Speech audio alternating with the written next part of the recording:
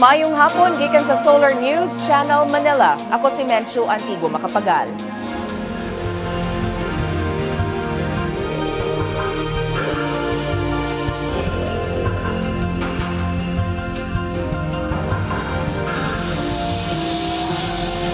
Ani ang mga balita alang sa Kabisayan ug Mindanao. Low pressure area posibleng mahimong tropical depression karong Biyernes. 21 na ang patay tungod sa landslide ug baha dala sa siging ulan didto sa Mindanao. Gitumbok nga rice smuggling king sa nasod mukiha og libel sa mitudlo kaniya. Og Pinay caregiver mao'y unang mananaog sa X Factor Israel. Gibutyag sa pag-asa nga ang low pressure area sa Mindanao posibleng mahimong tropical depression karong Biyernes. Matod sa pag-asa nga ang low pressure area nga nakit-an dapit sa Eastern Samar posibleng moabot og 45 hangtod 63 kilometers per hour ang hangin. Pagkakaron 21 na ang patay tungod sa mga pag-ulan dala sa low pressure area. 21 na ang patay tungod sa pag-ulan dala sa low pressure area sa Mindanao. Matod sa National Disaster Risk Reduction and Management Council, ang mga patay gikan sa Davao Oriental, Compostela Valley, Davao del Norte, Dinagat Island ug Agusan del Norte. 36 ang samdan samtang napulo ang pabiling missing. 55,000 na ka mga pamilya ang apektado sa mga pag-ulan sa Northern Mindanao, Davao Region ug Caraga. Mga pasahero kinsa buot moadto sa Lanao del Norte mobiyahe karon og layo nga ruta agi sa Marawi City ngadto na sa ubang probinsya sa Mindanao. Hangtod karon dili kaagian og sakyanan ang lungsod sa Linamon ug Kauswagan tungod sa pagkahugno sa tulay. Si Jong Kajon adunay detalye. Jong? Mencho, pabiling dili malabang ang Napo River tunga-tunga sa mga lungsod sa Kauswagan ug Linamon sa Lanao del Norte. Human naputol ang Lapayan Bridge sukad kaniadtong Lunes resulta sa kusog nga ulan dala sa low pressure area. Ang Lapayan Bridge nagsumpay sa barangay Napo sa lungsod sa Linamon ug sa Kauswagan.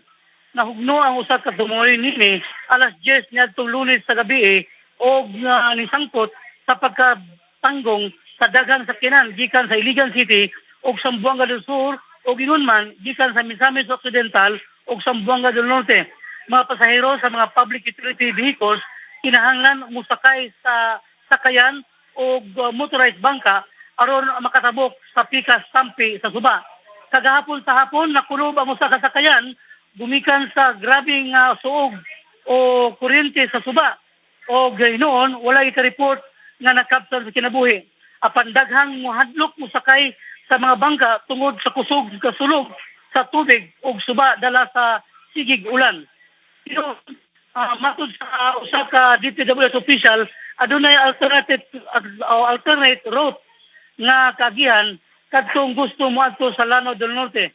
Kini mao ang ruta gikan sa Iligan City padulong sa Marawi City ngadto sa Malaba, Lanao del Sur, agi sa Cotabato ngadto sa Tungkuran, Zamboanga del Sur, pagadian Coastal Highway. Pagkakaron mihimo ang matibyanan sa DPWH og alternate route. Ang mga pasahero, pipila kanila may reklamo gumikan sa 20 pesos ang kubra sa matag tao kumusakay sa bangka. Gibantayan karon ang lugar sa kapulisan ug ubang mga tibyanan sa mechanized batalyon sa Philippine Army aron mapatay ang kausay galinaw sa maong gabi. Mincho? Daghang salamat Jong Kajon reporting gikan Pagadian City. Giplano karon sa DPWH ang paghimo og steel bridge aron masumpay ang duha ka lungsod sa Linamon ug Kauswagan sa Lanao del Norte aron makaagina ang mga pasahero. Pabiling gisuspenso sab ang klase sa pipila ka dapit sa Northern Mindanao. Si Cheng Ordonez adunay detalye. Cheng?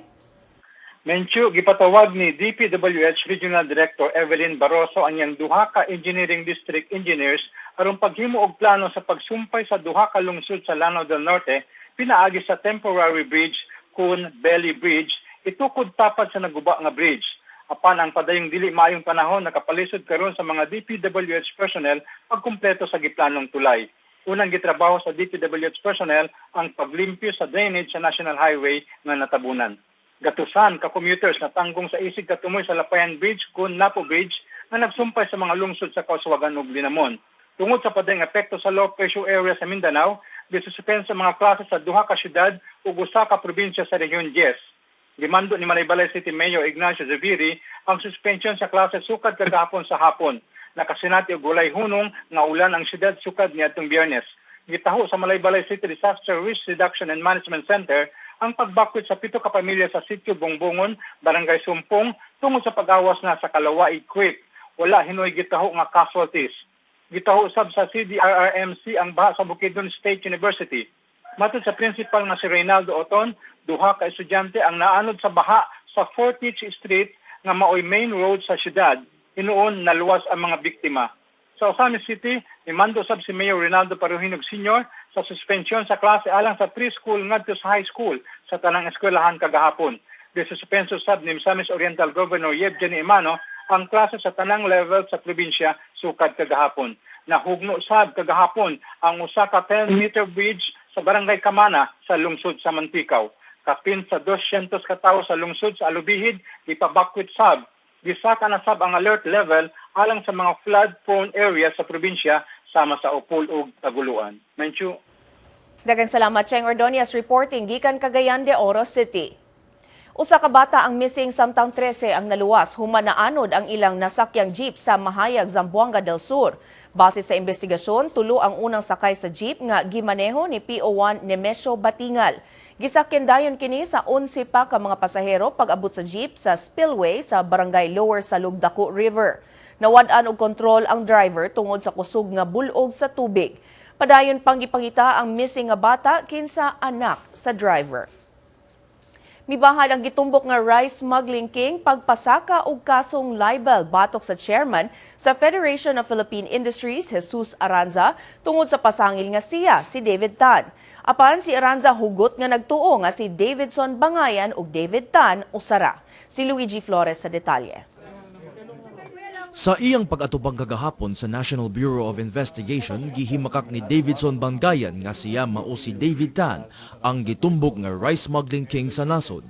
Una nang gibutyag sa chairman sa Federation of Philippine Industries, Jesus Aranza, nga taas ang kahigayunan nga si Bangayan maura usab si David Tan, kinsa adunay kaso kalabot sa scrap metal ni adtong 2005. Yung picture at saka yung David Tan na minimension nila magkaiba, and his real name, his only name, is Davidson Bangayan. Siya raw si Davidson Bangayan, but he does not use the name David Tan. So he's denying that he's engaged in rice smuggling. Bibahad si Bangayan sa pagpasakag libel case batok kang Aranza tungod sa pasangil nga siya si David Tan. Sa interview kaganinang buntag sa Solar Daybreak, subling gipadayag ni Jesus Aranza ang iyang pagtuo nga si Bangayan ug David Tan usara base sa kaso nga gipasaka sa Singaporean trader Eric Ang. That is a sworn affidavit of the Singaporean who filed the case. In other words, that means that the Singaporean were dealing with one and the same person. Sa pag-atubang ni Bangayan sa NBI kagahapon, giserve lang usab dayon ang warrant of arrest alang sa kasong pagpangawat og kuryente batok ni David Tan. Since nagpakita na sa kanila kanina, so they decided to serve the warrant of arrest on his person. Apan gihimakak ni Attorney Benito Salazar nga gidakop ang iyang kliyente sanglit dili man kini mao si David Tan. Matod sa abogado, voluntaryong miadto sa NBI si Bangayan aron makuhaan og fingerprints alang sa verification. Una nang gibutyag ni Mayor Rodrigo Duterte sa Davao City nga fictitious ang ngalang David Tan. Gisusi ni Duterte ang ngalan human gitumbok nga taga Davao kini samtang gipangayuan ng mayor og tabang gikan sa Malacañang. Luigi Flores, Solar News. Gibutyag ni Davao City Mayor Rodrigo Duterte nga dili taga Davao si Davidson Bangayan na ang gitudlo nga mao ang rice smuggling king nga si David Tan. Matod sa mayor taga Sugbo si Bangayan. Si Ben Teshorna sa detalye. Ben? Mencho, mismo si Davidson Bangayan ang miingon sa usa ka interview nga dili siya taga-dakbayan sa Davao. Ang 33 anyos nga si Bangayan miingon nga natawong nagdako siya sa Metro Manila samtang taga-Tugigaraw ang iyang ginikanan. Una nang gipakita ni Davao City Mayor Rodrigo Duterte ngadto sa media ang litrato ni Davidson Bangayan ug miingon ang mayor nga dili taga Davao si Bangayan. Matod sa mayor, taga Cebu City si Bangayan. Gihimakak na sa Bangayan family dihi sa Davao City nga sakop sa ilang pamilya si Davidson. Samtang nakikitagbo si Mayor Duterte sa mga local rice traders dihi sa Dakbayan. Gihangyo ni Duterte ang mga traders nga dili mo suborno sa mga official o government employee ug mo report ngadto kaniya ni atong mangayo og suborno gikan sa mga traders. And I will not allow yung extortion na ganun. All you have to do is call my number and I will personally deal with the problem. Mencho. Daghang salamat, Bente Shorna, reporting gikan Davao City. May pirma og covenant ang mga sakop sa fraternity sa Baguio City aron paglikay sa mga gang wars ug kagubot. Dili mo minus 11 ka fraternity sa syudad ang mipirma sa Peace Covenant atol sa Riot 2014 concert ni atong Sabado sa hapon. Mato ni Mayor Mauricio Dumogan, gikalipay sa syudad ang pagbulig sa mga fraternity sa programa isip usa sa lakang sa syudad pagpalambo sa sports ug cultural programs alang sa mga kabataan. Ang concert atol sa covenant signing gitumong sa pagkuha sa pagtagad sa mga batan-on pinaagi sa pagdalit og rap ug hip-hop music. Mato ni Baguio Youth Leader Jason Balagay, tinuig kini nga kalihukan na aron paglikay sa gang ug fraternity wars, hazing, alcohol ug drug addiction tali sa mga batan-on sa syudad. Ang Baguio City giila nga Educational Center for the North tungod sa 12 ka universities ug colleges niini. Gidawat sa mga residente ug mga heritage experts sa Baguio City ang status quo order batok sa demolition sa Casa Vallejo building sa syudad. Gibabagan sa National Commission on Indigenous People ang writ of possession nga gi-issue ngadto sa usa ka Ibaloy family aron dili makababag sa kaso nga nag-ung-ong sa Korte Suprema ug sa mga congressional inquiry bahin sa mga giingong pekeng ancestral land claims sa Baguio. Gikwestiyon sab ni National Resources Development Commission President Felix Marinas ang pag-issue sa Certificate of Ancestral Land Title ug ang writ of possession tungod sa giingong abuso sa proseso sa pagkabot niini. Mato ni Marinas, padayon nilang tutukan ang kaso. Gidawat sab ni Mayor Mauricio Dumogan ang desisyon sa NCIP. Mato ni Dumogan, padayong batukan sa city government ang mga giingong pekeng ancestral land claims sa syudad. Urgent request for a status quo to the Commission and Bank, considering that there was really patent grave abuse of the process in this instance, and it would put everyone in a very bad situation. We will continue to question yung legality and validity ng titulo na inisyon ng NCIP to any land in the city of Baguio na maliwanag. Alam naman natin na hindi naman ancestral land yan. Sa pagbalik sa Solar News Cebuano, Pinay caregiver ang unang mananaog sa X Factor Israel. Ang detalye sa among pagbalik.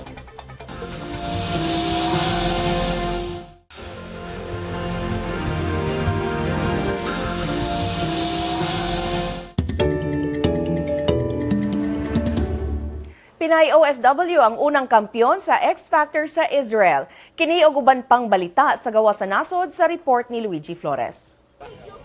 Sa Egypt, unom ang patay, duha ang samdan ug laing napulo ang nadakpan tungod sa kagubot atol sa referendum alang sa pag-usab sa constitution sa Egypt. Nahitabo ang kagubot gawas sa usa ka polling precinct sa Giza tali sa mga supporters sa Muslim Brotherhood nga usa ka religious party ug sa militar. Ang kausaban sa Constitution sa Egypt mo'y makapalahitimo sa bag-ong gobyerno nga gipaluyuhan sa ilang militar ug sa posibleng pagdagan sa hepe sa Egyptian Army nga si General Abdel Fattah al-Sisi isip presidente. Tumong sa referendum ang pag-usab sa Constitution nga modeli sa mga religious parties ug sa pagpalambo sa kapulisan, militar ug judiciary kinsa mipalagpot sa unang napiling presidente sa Egypt nga si Mohamed Morsi. Giingon nga mulambo sab ang human rights ubos sa giamyendahan nga constitution. Ang 12 ka oras nga referendum maoy labing una sukad na palagpot sa militar si Morsi ni atong Hulyo sa miaging tuig.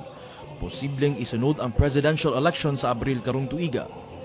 Di sab mo menos 200 ka mga bakwit sa South Sudan ang nalunod human mitikyaob ang ilang giluwanan nga sakayan sa White Nile River. Matod sa kasundaluhan sa South Sudan, mga babae ug bata ang sagad sa mga biktima. Mibakwit sila tungod sa kagubot sa lungsod sa Malakal. Overloading ang gitumbok nga hinungdan sa pagtikyaob sa barko. Gipasanginlan sa kagamhanan sa South Sudan ang mga rebelde nga nakamugnag panic. Gitaho sa BBC nga libuan ka mga sibilyan sa South Sudan ang buot mulabang sa sapa apan walay ikaabang og sakayan. Gibana-bana sa United Nations nga kapin sa usa ka libo na ang patay ug laing 350,000 ang apektado sa panagsangka sa gobyerno sa South Sudan ug sa mga rebelde sukat Disyembre 15.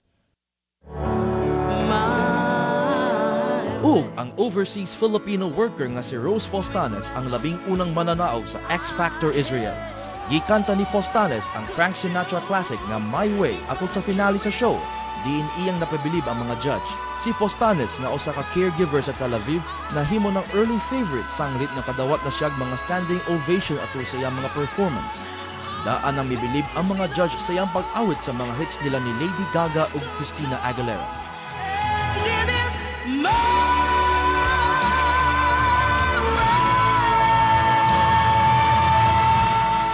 Luigi Flores, Solar News. Haniyan ang front pages sa mga pamantalaan sa Sugbo. Sa Sunstar Cebu, gibutyag sa Sinulog Foundation nga andam na sila alang sa Sinulog Grand Parade karong Domingo.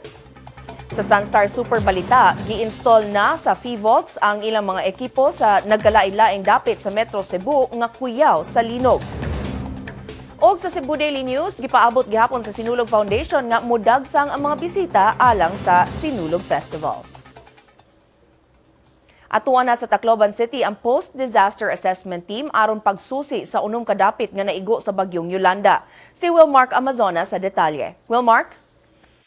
Menchu, ang Post-Disaster Needs Assessment Team gilangkuban sa upat ka teams nga mususi sa unom ka areas nga naigo sa bagyong Yolanda. Hangtod sa February 28 mohimo og assessment ang team nga gipangaluhan sa National Disaster Risk Reduction Management Council ug sa Office of the Civil Defense Caraga Region ug OCD Region 10. Mga dapit nga himuan og assessment mao ang probinsya sa Eastern Samar, Biliran, Southern Leyte ug siyudad sa Tacloban.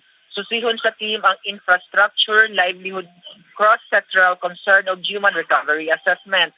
Sa wala pa moadto sa Tacloban ng team, butang ang mga sakop ni ini ubos sa training dito sa Sugbo kalabot sa Post-Disaster Needs Assessment. Matod ni OCD Region 10 Director Ana Cañeda, kinsa mao'y nangulo sa team alang sa Leyte, mukuha sila og kasayuran gikan sa mga local government units, mga officers sa national government agencies sa rehiyon o probinsya o sa ubang sektor. Ang kasayuran tigumon ug idusong ngadto sa national level, isip guide alang sa rehabilitation work na panguluhan sa Office of Rehabilitation Secretary Pampilo Lacson. Midugang si Cañeda nga mao nakini ang ikopat nga post-disaster need assessment nga gihimo sa nasod. Ang una mao kadtong gihimo sa 2009 nga gisponsor sa World Bank human sa bagyong Ondoy. Gisundan kini ni atong 2011 human sa sendong nga gipasiugdahan mismo sa Philippine government. Sa 2012 gihimo sa kagamhanan ang assessment human sa bagyong Pablo. Ang post-disaster need assessment human sa bagyong Yolanda mao'y labing dako nga gihimo tungod kay naglangkop kini sa upat ka rehiyon. Menchu. Daghang salamat, Wilmark Amazona reporting gikan Tacloban City. Andam na ang kapulisan sa Sugbo sa ilang security plans alang sa solemn procession ug Sinulog Grand Parade karong weekend. Dugang detalye pinaagi ni Twini Malinaw. Twini? Yes, Menchu, gipaabot sa Police Regional Office sa Central Visayas nga moabot sa 3 milyones at ang mga tao nga mohugop sa Sinulog Grand Parade karong Domingo. Tungod niini giisa sa kapulisan ang heightened alert status atol sa festival. Atol sa talakayan sa isyong pulis kaganinang buntag matod sa PNP, giandam na sa ang 2,185 police personnel gikan sa nagkanainlaing units sa PRO 7. Aduna say 3,000 reserve officers training course nga ipakatap sa Sabado o Domingo. Ang Lapu-Lapu City Police mipatuman sab og security control point sa Pantalan. Ipakatap na sab ang ilang personnel sa mga malls o public terminal. Nakig-alayon na sab ang kapulisan sa mga hotels o restaurants o financial institutions. Padayon sab ang Cebu City Police Office sa ilang checkpoint operations. Ipaligon sab ang Police Integrated patrol system. Hangtod niadtong Lunes nakasikop ang kapulisan og 12 ka violators sa gun ban sa probinsya samtang 5 ang nadakpan sa dakbayan sa Subo. Gipatuman ang gun ban sukad niadtong Enero 13 ug matapos sa Enero 22. Manchu. Daghang salamat Winnie Malinaw reporting gikan Cebu City. Sa pagbalik sa Solar News Cebuano, PBA mipamulta sa pipila ka player sa Meralco ug Alaska. Ang detalye sa among pagbalik.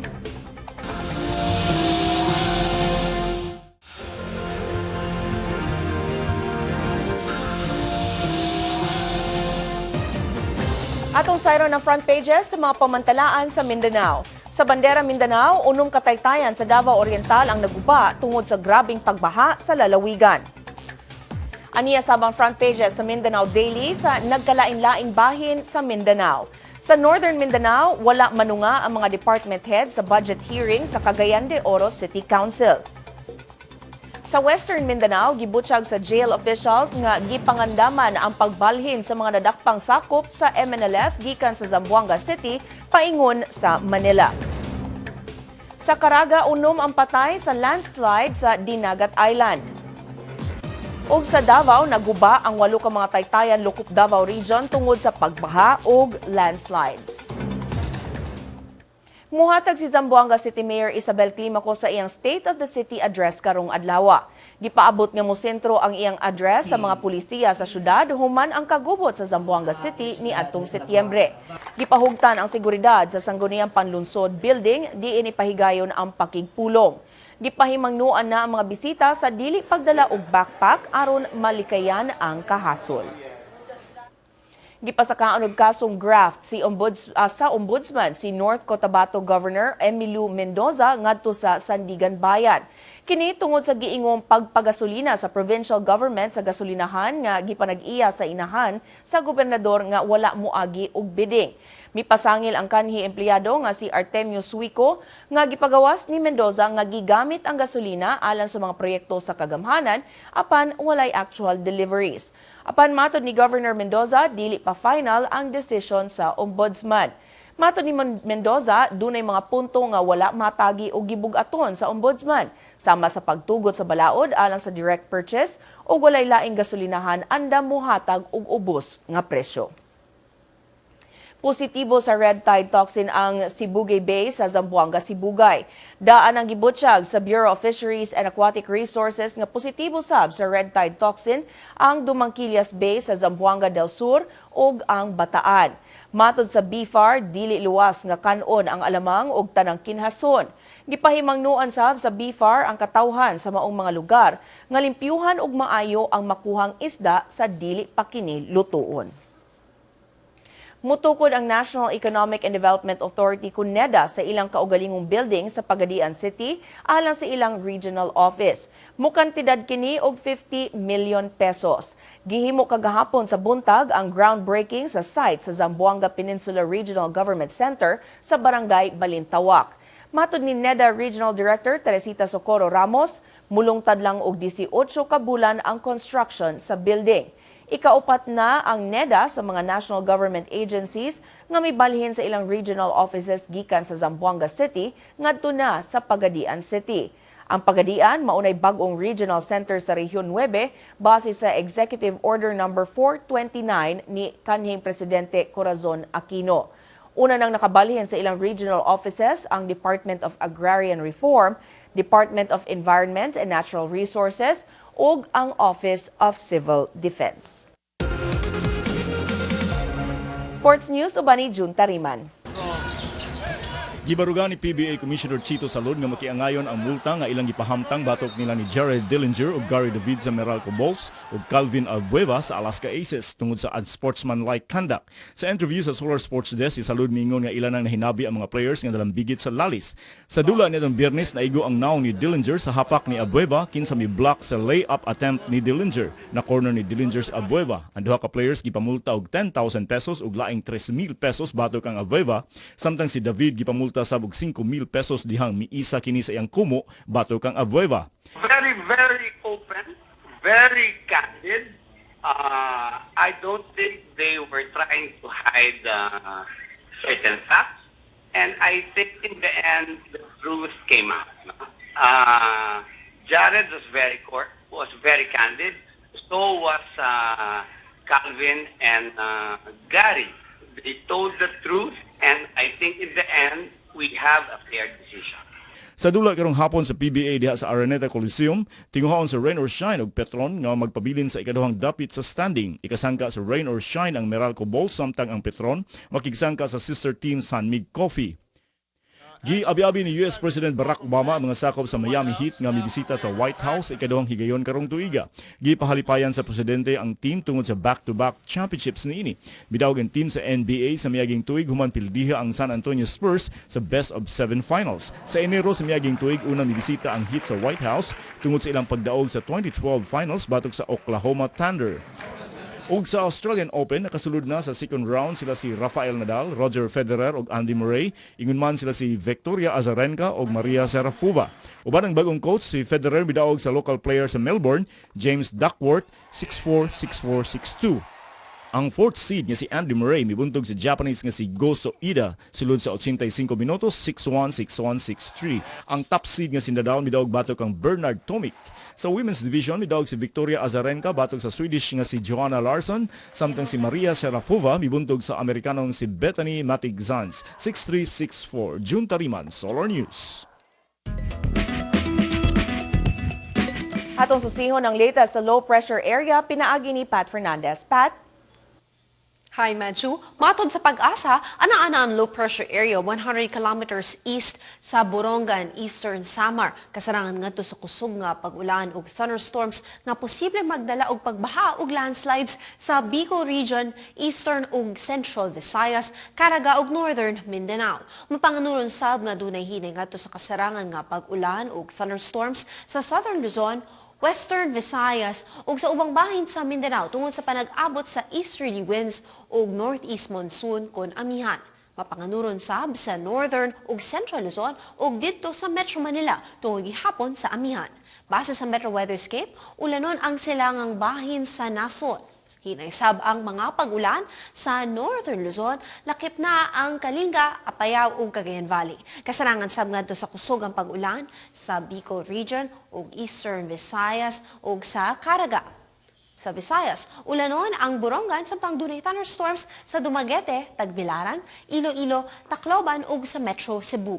Sa Mindanao, ulanon ang Cotabato ug Butuan. Mapanganuron sab nga dunay thunderstorms sa General Santos, Cagayan de Oro, Zamboanga ug sa Metro Davao. Ug sa Luzon, ulanon gihapon ang Calapan ug dunay thunderstorms sa Tuguegarao, Legazpi, Baguio City, Manila, Puerto Princesa, Tagaytay ug Lawa. Maog kato ang latest sa dagan sa panahon, Visayas ug Mindanao pag-amping kanunay. Balikan ni Medju. Daghang salamat, Pat Fernandez. Kung buot ninyo matanaw pag-usab ang episode karon sa Solar News Cebuano, i-like ang among Facebook page, Solar News Cebuano. Bisitahi sab ang among website, www.solarnews.ph. Alang sa inyong mga sugyot o komentaryo, mahimo sab ninyo kining i-email sa solarnewscebuano@solartv.ph. Og mao kadto ang Solar News Cebuano hangtod ug mapuhon, ako si Mencho Antigua Macapagal. Daghang salamat ug pag-amping sa Bisayan ug Mindanao.